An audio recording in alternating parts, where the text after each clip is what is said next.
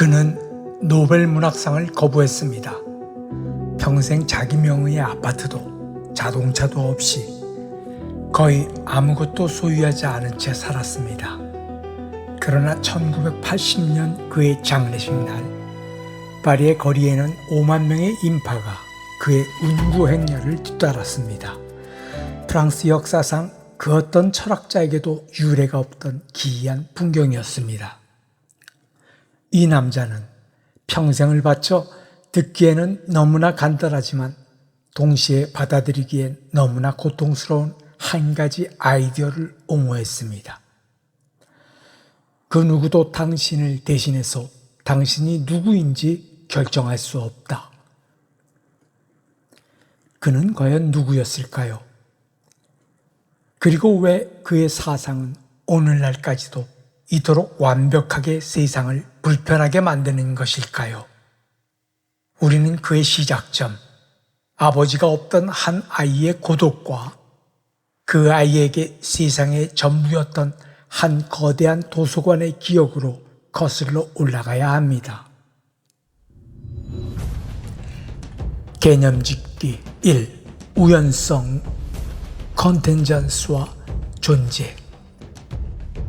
여기서 우리는 사르트르 철학의 첫 번째 문을 여는 열쇠를 만나게 됩니다. 바로 우연성, 컨텐전스입니다.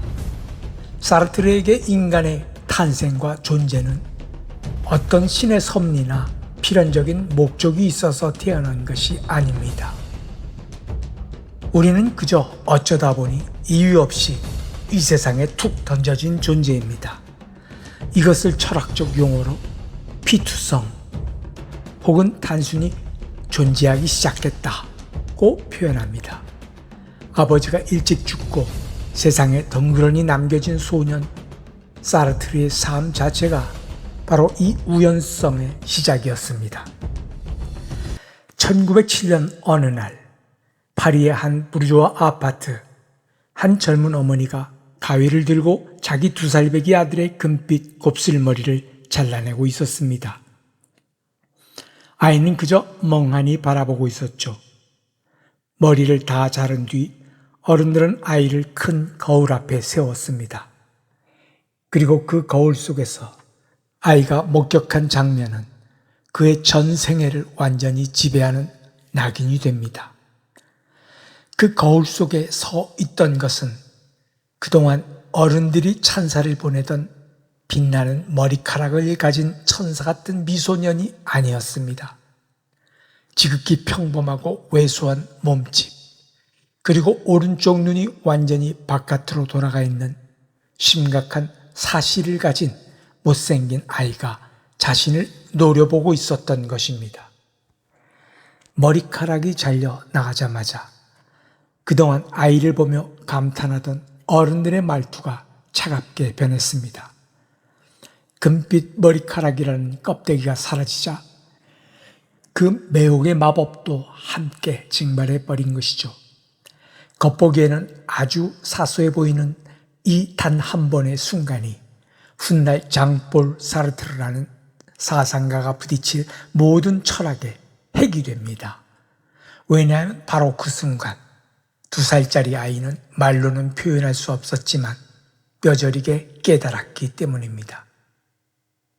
타인은 나를 바라보고 그 타인의 시선이 나라는 존재를 멋대로 빚어낸다는 것을 말입니다. 개념 짚기 2. 타인의 시선, le regard d'autrui. 사르트르 철학에서 가장 유명한 개념 중 하나인 타인의 시선입니다. 우리가 거울을 보기 전까지 혹은 타인이 나를 평가하기 전까지 나는 내 안에서 완벽하게 자유로운 주체, être pour soi, 대자 존재로 존재합니다. 그러나 타인이 나를 바라보는 순간 나는 그 사람의 기준에 의해 고정된 하나의 객체, 즉 물건, être en soi, 직자 존재처럼 변해버립니다. 거울 속 사실을 가진 못생긴 아이로 규정되는 순간 사르트르는 타인의 시선이 가진 폭력성을 온몸으로 감각한 것입니다. 1905년 6월 21일 파리에서 태어난 장볼 사르트르. 그의 아버지는 해군 장교였으나 아들이 겨우 15개월이 되었을 때 열병으로 세상을 떠납니다. 25세의 젊은 과부가 된 어머니는 아들의 손을 잡고 친정인 알사스 출신의 교양 있는 프로테스탄트 가문, 즉 자신의 아버지이자 사르트르의 외할아버지인 샤를 슈바이처의 집으로 들어갑니다. 이 샤를 슈바이처라는 인물이 사르트르의 유년기를 지배하는 거대한 태양이 됩니다. 외할아버지는 거대하고 웅변적이며 권위적인 지식인이었습니다. 그는 음악과 책을 사랑했고 무엇보다 남들에게 찬사받는 것을 병적으로 좋아했습니다. 사르트르는 훗날 1964년 출간된 자서전 말 레모에서 이 외할아버지를 아주 다정하면서도 잔인할 정도로 명석한 해설로 묘사합니다. 그 노인은 아이들을 사랑한 것이 아니라 자신을 우러러봐줄 관객으로서 아이들을 사랑했다고 말이죠. 그러나 이 연극 같은 집구석에서 외할아버지는 어린 사르트르에게 바닥부터 천장까지 책으로 빽빽하게 도배된 거대한 도서관의 문을 열어주었습니다. 아이는 아직 글을 읽을 줄도 몰랐으면서 어른들 앞에서 책을 거꾸로 들고 진지하게 페이지를 넘기는 신용을 했습니다. 왜냐하면 직관적으로 깨달았기 때문입니다. 이 집구석에서 책이라는 오브제는 신성한 왕관과 같으며 저 두꺼운 종이 뭉치를 지배하는 자만이 어른들의 시선으로부터 자유로워질 수 있다는 것을 말이죠. 이 유년기의 풍경이 우리에게 던지는 질문은 이것입니다. 아버지가 없고 심한 사시에 평생 키가 160cm밖에 되지 않았던 이 기괴하고 발육이 부진한 최티브한 소녀는 어떻게 20세기 전체를 뒤흔든 가장 거대한 사상가가 되었을까요? 그 답은 예정된 운명이나 우연에 있지 않습니다. 그것은 소년이 아주 어릴 때 거의 본능적으로 감행했던 단 하나의 실존적 선택이었기 때문이었습니다. 세상이 나에게 육체적인 매력과 세련됨을 거부했다면 나는 오직 단어와 지성과 생각의 힘만으로 나만의 세계를 창조하겠다. 2장. 사르트르의 유년기는 철저하게 혼자였습니다. 또래 친구도 없었고 형제나 자매도 없었습니다. 그는 오직 어른들의 세계 틈바구니에서 자랐습니다. 부드럽지만 늘 수동적이었던 어머니, 무대 위의 배우처럼 연극적이었던 외할아버지, 그리고 루터교인으로서 엄격하고 차가웠던 외할머니. 어머니는 그를 위해 피아노를 연주해 주었고 외할아버지는 코로네이와 빅토르 유고의 문장들, 그리고 프랑스어로 번역된 버질의 시들을 아이에게 소리내어 읽어주었습니다. 어린 장볼은 이 모든 것을 스포니처럼 흡수했습니다. 그는 한 번 보면 절대 잊지 않는 경이로운 기억력과 또래 아이들에게서는 찾아볼 수 없는 무서운 집중력을 키워가기 시작합니다. 그러나 이 화려한 지성의 껍데기 뒤에는 날카로운 관찰자가 숨어 있었습니다. 어린 사르트르는 차가운 시선으로 어른들을 관찰하며 그들이 하는 말과 행동 사이의 거대한 간극을 세상에 보여주는 거포장과 그 뒤에 숨겨진 추악한 본 모습을 하나하나 머릿속에 기록하고 있었습니다. 그는 자서전에서 이렇게 회상합니다. 외할아버지가 안락의자에 기대어 맥주잔을 들고 손주들을 바라볼 때 마치 대단한 일몰 풍경이라도 감상하는 듯한 표정을 지었다고 말이죠. 이 어린 시절의 냉수적인 관찰이 훗날 사르트르의 가장 위대한 철학적 직관을 길러내는 자양분이 됩니다. 개념 짚기 3. 나쁜 믿음, 기만, 모베즈 푸아. 여기서 사르트르 철학의 핵심 개념인 나쁜 믿음, 모베즈 푸아가 싹이 보입니다. 우리말로 자기기만이라고 번역되는 이 개념은 인간이 자신의 본질적인 자유와 책임을 회피하기 위해 스스로에게 거짓말을 하며 어떤 역할이나 가면 뒤에 숨는 행위를 말합니다. 어린 사르트르는 외할아버지가 자상한 노학자라는 완벽한 가짜 역할을 연기하고 있다는 것을 간파했습니다. 사회적 관습과 거칠애 속에서 인간이 어떻게 자기 자신을 속이며 살아가는지 그 위선을 목격한 것입니다. 1913년 사르트르가 8살이 되던 해 어머니 안드레 마리가 조셉 맨시라는 아주 현실적이고 이성적인 엔지니어와 재혼을 합니다. 이 재혼은 청천벽력 같았습니다. 책과는 거리가 멀고 극히 실용적이었던 새아버지를 사르트르는 도저히 견딜 수 없었습니다. 할아버지의 도서관이라는 환상의 세계에서 쫓겨나 차갑고 딱딱한 규칙의 세계로 추방당했기 때문입니다. 말에서 사르트르는 이 새아버지를 단 몇 줄로 아주 싸늘하게 묘사하고 지나갑니다. 소년이 할 수 있는 유일한 저항은 다시 한번 책 속으로 완전히 숨어버리는 것뿐이었습니다. 그리고 13세가 되던 해 그는 파리의 명문 앙리 4세 고등학교에 입학합니다. 그리고 그곳에서 그의 전 생애를 통틀어 가장 소중한 영혼의 단짝 폴 니장을 만납니다. 두 소년에게는 공통점이 있었습니다. 시대를 앞서간 조숙한 지성, 문학을 향한 폭발적인 열정, 그리고 기성세대의 지적 컨포미즘, 순응주의를 조롱하고 도발하는 것을 즐기는 반골 기질이었습니다. 두 사람은 함께 읽고 밤을 새워 토론하고 글을 썼습니다. 이 시기 사르트르는 아직 파편적이지만 이미 자신만의 독창적인 세계관을 형성해 가고 있었습니다. 그가 13살의 나이에 깨달은 것은 인간의 존재란 결코 당연한 것이 아니라는 사실이었습니다. 인간들은 그저 인간인 척 연극을 하고 있을 뿐이었습니다. 존재하는 척, 행동할 정당한 이유가 있는 척, 서로 사랑하는 척, 사회적 관습이라는 매끄러운 표면 아래에는 그 누구도 감히 똑바로 쳐다보지 못하는 어둡고 불편한 무언가가 도사리고 있다는 것을 소년은 보았습니다. 그리고 그는 그것을 정면으로 노려보겠다고 다짐합니다. 시간은 흘러 1927년 프랑스 최고의 수재들만 모인다는 고등사범 학교 에콜 노르말 슈페리에르 복도에 기이한 소문 하나가 돌기 시작합니다. 철학과 학생 2명이 프랑스 언론을 완벽하게 속여 대서양을 단독 횡단한 미국의 영웅 찰스 린드버그가 이 학교에 방문해 공식 상을 받을 것이라는 가짜 뉴스를 퍼뜨린 것입니다. 수많은 사진기자와 기자들이 학교로 몰려들었고 시대의 사기극이 들통나자 학교 교장은 직위를 잃을 위기에 처했습니다. 그러나 학교 식당에 그 주동자가 나타났을 때 학생들은 기립박수로 그를 맞이했습니다.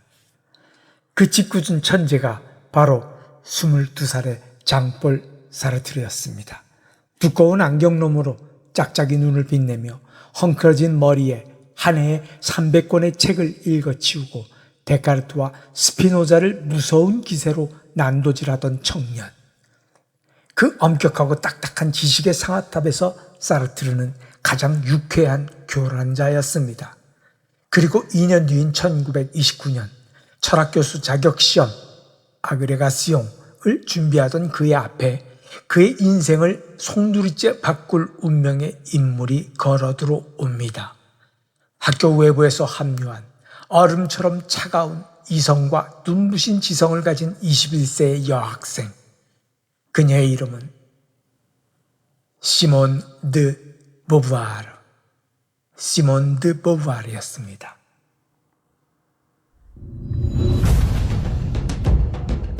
당시 고등사범학교는 철저한 남학교였기에 외부에서 합류한 시몬 드 보부아르는 그 존재 자체만으로도 이목을 끌었습니다. 엄격한 카톨릭 부르주아 가문에서 자랐지만 오직 이성의 힘만으로 집안의 모든 캐캐묵은 확신들을 단 하나씩 박살내며 걸어온 21살의 처녀.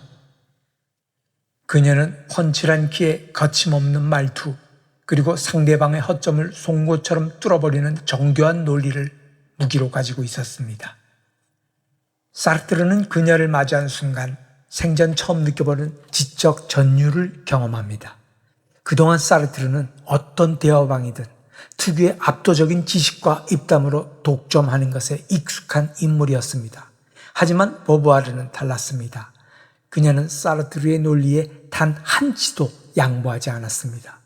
그의 주장에서 비약이 심한 부분을 가차없이 교정했고 논거를 극한까지 밀어붙였으며 그가 너무 쉽게 일반화해버린 철학적 허점들을 정확히 끄집어냈습니다. 사르트르는 처음엔 당황했고 이내 매료되었으며 마침내 확신했습니다. 평생을 찾아 헤맨 자신의 완벽한 지적 동반자 에얄 만났다는 것을 말이죠. 1929년 여름 악명 높은 철학교수 자격시험 결과가 발표되었습니다. 장폴 사르트르가 당당히 1등을 차지했고 시몬 드 보부아르가 2등으로 합격했습니다. 이때 보부아르의 나이는 겨우 21살. 프랑스 역사상 최연소 철학교수 자격시험 합격자라는 대기록이었습니다. 사실 당시 심사위원들 사이에서는 치열한 논쟁이 있었습니다. 심사위원 중 일부는 사르트르보다 보부아르의 철학적 깊이가 훨씬 더 뛰어나며 그녀가 1등이 되어야 한다고 강력하게 주장했었습니다. 이 숨겨진 디테일은 앞으로 두 사람이 반세기 동안 걸어갈 기이하고 위대한 여정의 성격을 완벽하게 대변해 줍니다. 두 사람은 단순한 연인이 아니었습니다. 서로가 서로의 첫 번째 독자이자 가장 냉혹한 비평가이며 독립된 두 개의 거대한 우주였던 것입니다. 개념집기 4. 즉자 앙수아와 대자 북수아. 여기서 사르트르의 평생을 관통하는 존재론적 개념인 즉자존재와 대자존재의 개념이 두 사람의 관계를 통해 명확해집니다. 즉자 앙수아는 바위나 책상처럼 이미 완성되어 더 이상 변할 수 없는 고정된 사물의 상태를 뜻합니다. 반면 대자 북수아는 고정된 본질이 없기에 매 순간 스스로를 응시하고 선택하며 변화해가는 인간의 주체적인 의식을 뜻합니다. 사르트르와 보부아르는 서로를 내 소유물이나 고정된 사물, 즉자로 취급하지 않고 언제나 자유롭게 사유하고 변화하는 주체, 대자, 내 주체로 마주하고자 했습니다. 결혼이라는 제도를 거부한 이유도 바로 여기에 있었습니다. 시험이 끝난 뒤 주변 사람들은 당연히 두 천재가 결혼해 안정적인 부르주아 가정을 꾸릴 것이라 예상했습니다. 하지만 이들이 내놓은 답은 당대 사회를 발칵 뒤집어 놓을 만큼 급진적이었습니다. 그들은 결혼하지 않겠다고 선언했습니다. 아이도 갖지 않을 것이며 서로의 신체적, 법적 소유권을 주장하는 그 어떤 서약도 맺지 않겠다고 선언한 것입니다. 대신 그들은 인류 역사상 가장 기묘한 연애 계약, 빡드를 체결합니다. 사르트르가 제안하고 보부아르가 동의한 이 계약의 핵심은 본질적인 사랑, amour nécessaire, 그리고 우발적인 사랑, amour contingent, 그것의 분리였습니다. 두 사람의 결합은 그 무엇으로도 대체할 수 없고 깨뜨릴 수 없는 본질적인 사랑입니다. 이 연대 위에서 두 사람은 서로에게 다른 연인이 생기는 것, 즉 우발적인 사랑을 완벽하게 허용하기로 약속합니다. 단 하나의 조건이 있었습니다. 서로에게 그 어떤 비밀도 두지 않으며 다른 이와의 사랑, 성적인 디테일까지도 한치의 거짓 없이 투명하게 공유한다. 이 파격적인 계약은 주변 사람들을 경악하게 만들었고 동시대 지식인들을 격렬하게 매료시켰습니다. 물론 현실은 철학처럼 매끄럽지만은 않았습니다. 훗날 보부아르는 사르트르가 다른 젊은 여성들과 장기적인 관계를 맺을 때마다 인간적인 질투와 소외감으로 극심한 고통을 겪어야 했습니다.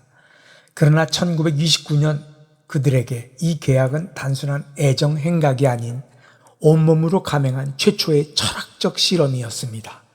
두 개의 주체적인 자유가 서로를 소유하거나 구속하지 않으면서도 어떻게 가장 단단하게 결속될 수 있는가를 증명하고 싶었던 것입니다.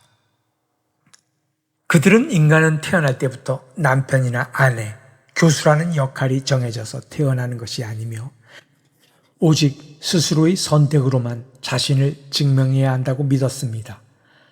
두 사람은 자신들이 만든 이 위험한 계약의 룰을 인생의 마지막 순간까지 단 한 번도 어기지 않고 밀고 나갑니다.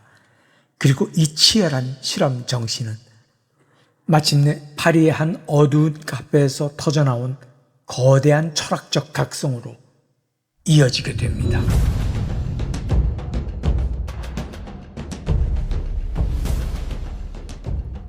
(1932년의) 어느 겨울날 파리 물바르 몽파르나스의 한 허름한 카페에 사르트르와 보부아르는 독일 유학에서 막 돌아온 오랜 친구 레이몽 아롱과 마주 앉아 있었습니다.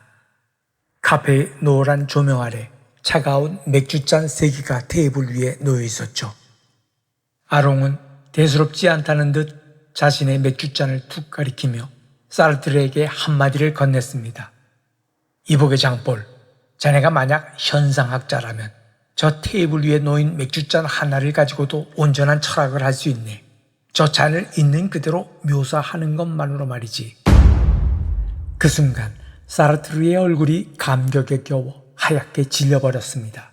훗날 보부아르의 증언에 따르면 그것은 단순한 놀라움이 아니라 평생을 찾아 헤매던 무언가를 마침내 발견해낸 이의 격렬한 영혼의 고백이었습니다. 그동안 대학 교수들이 강단 위에서 떠들던 철학은 얼마나 지루하고 추상적이었습니까? 우주니 절대이성이니 하는 눈에 보이지 않는 거대 담론들. 하지만 사르트르가 갈망했던 것은 달랐습니다. 그는 매일 아침 마시는 씁쓸한 커피, 지하철에서 마주치는 타인의 차가운 시선, 그리고 내 손바닥에 느껴지는 거친 감각처럼 지금 내가 발을 딛고 살아가는 구체적인 삶을 설명해줄 진짜 철학을 원했습니다. 레이몽 아롱이 던진 그 말 한마디가 사르트르의 가슴속에 잠들어 있던 거대한 불꽃을 깨운 것입니다. 그는 지체하지 않았습니다. 바로 다음 날로 프랑스 연구소의 장학금을 신청했고 1933년 현상학 페노메놀로지의 본고장인 독일 베를린으로 떠납니다. 여기서 개념 집기, 5, 지향성, 인텐시오날리티. 여기서 사르트르가 베를린에서 흡수한 에드문드 후설의 핵심 개념, 지향성, 인텐시오날리티가 등장합니다. 후설은 인간의 의식이란 마음속에 갇힌 닫힌 상자가 아니라고 말했습니다. 의식은 언제나 외부의 무언가를 향해 뻗어나가는 성질, 즉 지향성을 가지고 있다는 뜻입니다. 내가 무언가를 생각할 때 그것은 언제나 맥주잔에 대한 생각이고 커피에 대한 생각입니다. 사르트르는 이 개념을 극단적으로 밀어붙여 우리 내면 깊은 곳에 숨겨진 고정된 성격이나 본질, 에상스 같은 것은 아예 존재하지 않는다고 결론 내립니다. 나는 오직 외부 세계를 향해 끊임없이 행동하고 선택하는 과정 속에서만 존재한다는 각성이었습니다. 하지만 1933년의 베를린은 결코 낭만적인 철학의 도시가 아니었습니다. 아돌프 히틀러가 막 총리 자리에 오르며 나치즘의 광기가 독일 전역을 집어삼키던 잔인한 시절이었습니다. 갈색 셔츠를 입은 돌격대들이 거리에서 행진을 벌였고 유대인 상점의 유리창에는 붉은 낙인이 찍히기 시작했습니다. 사르트르는 이 불길한 역사의 징후들을 자신의 노트에 촘촘히 기록했습니다. 하지만 그는 정치적 투쟁을 위해 그곳에 간 것이 아니었습니다. 그는 오직 철학적 무기를 벼리기 위해 골방에 틀어박혀 마틴 하이데거의 존재와 시간을 난도질하듯 읽어내려갔습니다. 하이데거는 인간을 세계 내 존재, 즉 아무런 예고도 없이 이 거대한 역사와 시대라는 무대 위에 툭 던져진 존재라고 규정했습니다. 내가 내 부모를, 내 조국을, 내 시대를 선택해서 태어난 것이 아닙니다. 그러나 하이데거는 말합니다. 그 던져진 척박한 토양 위에서 앞으로 내가 어떤 존재가 될 것인가를 선택하는 것은 오직 나 자신의 몫이라고 말이죠. 1933년 말 30살의 사르트르는 베를린 유학을 마치고 다시 파리로 돌아옵니다. 그는 르아브르의 한 고등학교에서 철학 교사 자리를 얻었지만 그의 눈은 완전히 달라져 있었습니다. 그는 거리의 행인들, 학교 동료 교사들, 그리고 카페에 앉아있는 사람들을 전혀 다른 시선으로 응시하기 시작했습니다. 그의 눈에 비친 인간들은 모두 처절하게 연극을 하고 있었습니다. 인자한 아버지의 가면을 쓴 남자, 지조 있는 아내의 역할을 하는 여자, 그리고 권위 있는 교사의 껍데기 뒤에 숨어있는 동료들. 그들은 사회가 정해준 안락한 직업과 직함 뒤로 숨어 매 순간 자기 삶을 스스로 선택해야 하는 본질적인 공포를 회피하고 있었습니다. 사르트르는 이 위선적인 풍경에 깊은 혐오를 느꼈고 이 지독한 감각을 한편의 글로 쏟아내기 시작합니다. 원래 사르트르가 구상했던 것은 인간 존재의 덧없음을 다룬 딱딱한 철학 논문이었습니다. 하지만 그의 원고를 읽어본 영혼의 동반자 시몬 드 보부아르가 결정적인 제안을 건넵니다. 장폴, 이 지조 있는 아이디어를 건조한 논문으로 쓰지 말고 한 인간이 겪는 기괴한 일기 형태의 소설로 써보는 건 어떨까요? 보부아르의 이 조언은 신의 한 수였습니다. 사르트르는 논증의 언어를 버리고 살과 피가 튀는 문학의 언어를 선택했습니다. 그렇게 해서 1938년 20세기 세계 문학사의 거대한 이정표가 된 그의 첫 번째 장편 소설 구토, 라 노제가 세상에 나오게 됩니다.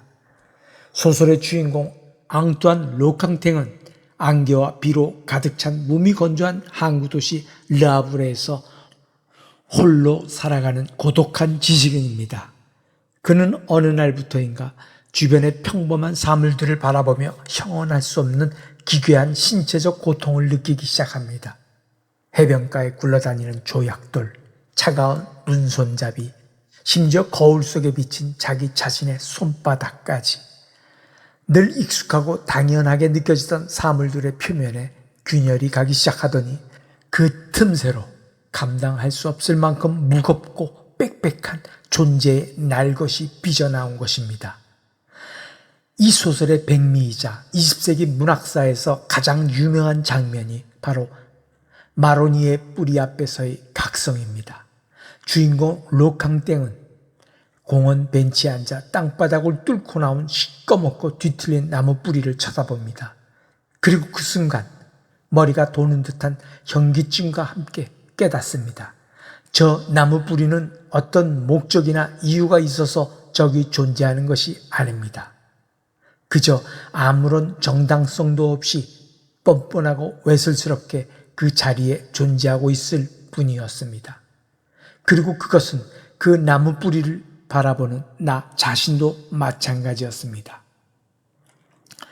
인간 역시 신의 선물이거나 대단한 운명을 타고난 존재가 아니라 저 땅바닥의 나무 뿌리처럼 아무런 이유 없이 세상에 툭 밀려나와 버린 잉여, 느토, 잉여일 뿐이라는 대각성이었습니다.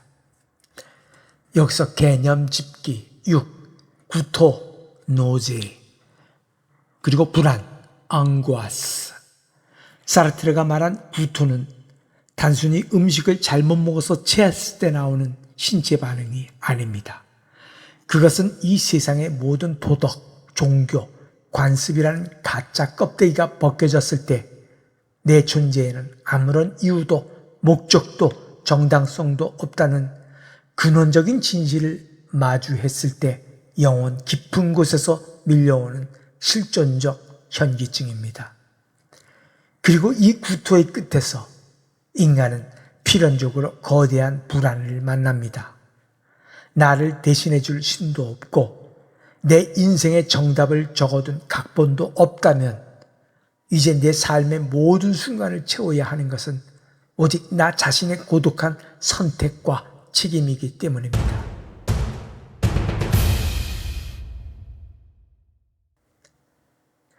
구토는 출간되자마자 평론가들과 대중을 완전히 집어삼켰습니다. 철학을 전혀 모르는 일반 독자들도 로캉땡이 식당에서 혼자 밥을 먹으며 느끼던 그 처절한 고독과 구토의 감각에 완벽하게 동화되었습니다. 사르트르는 인간을 위로하는 신의 구원을 단칼에 베어버렸습니다. 세상이 우연한 것이라면 이 우주를 창조하고 관리하는 전지전능한 신의 가설은 설 자리가 없기 때문입니다. 그는 무신론을 도덕적 입장으로 주장한 것이 아니라 존재의 날 것을 바라본 이가 내릴 수밖에 없는 차가운 결론으로 제시했습니다. 구토가 출판된 지 얼마 지나지 않은 1938년 가을, 뮌헨 협정이 체결되며 유럽에는 전쟁의 차가운 폭풍우가 몰아치기 시작합니다. 33살의 철학교사 사르트르는 자신이 이룩한 첫 번째 문학적 승리를 만끽할 시간도 없이 역사의 거대한 소용돌이 속으로 밀려 들어갑니다. 그는 예감하고 있었습니다.